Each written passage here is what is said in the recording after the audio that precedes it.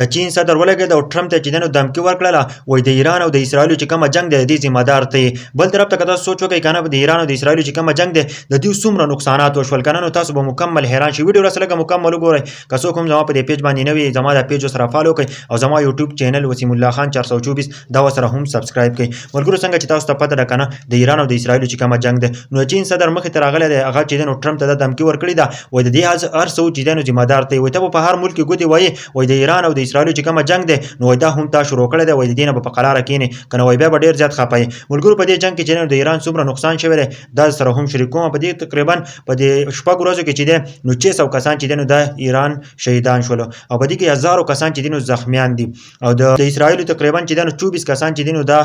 مردار شوي دي او 600 کسان چې دی نو دا زخمیان دي ایران تقریبا 400 میزایل چې دي نو د په اسرائیل باندې ورورولې دي 400 میزایل چې نو دا داخ کړي دي او 300 ډرون حمله چې دي نو دا ایران لګیدل دی په اسرائیل باندې کړی دي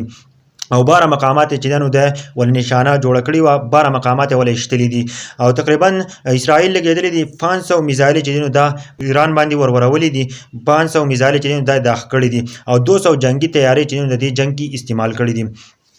او تقریبا د 100 نه زیات مقامات چې دي د ایران نشانه کړي دي 100 نه زیات مقامات ولېشتلي دي او تقریبا ډرون حمله په هم کړي دي په دې 100 مقاماتو کې تقریبا چې دنو په دې کې نیوکلیر سیستم هم راځي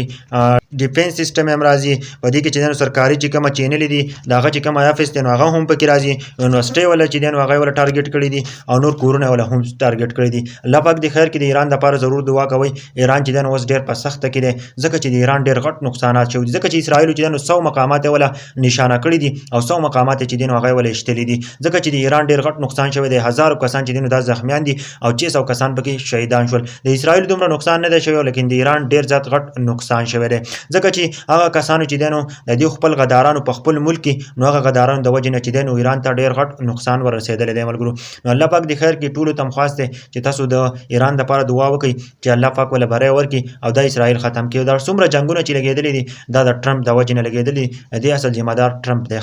ویډیو د نور ملګرو سره شیر کړئ زموږ چینل سره هم سبسکرایب کړئ زموږ په پیج باندې نه وي زموږ د پیج سره فالو کړئ او زموږ ټیک ټاک اکاونټ سره هم فالو کړئ وسیم الله خان 424 فیسبوک پیج هم دی ټیک ټاک اکاونټ هم دی یوټیوب چینل هم دی په دې باندې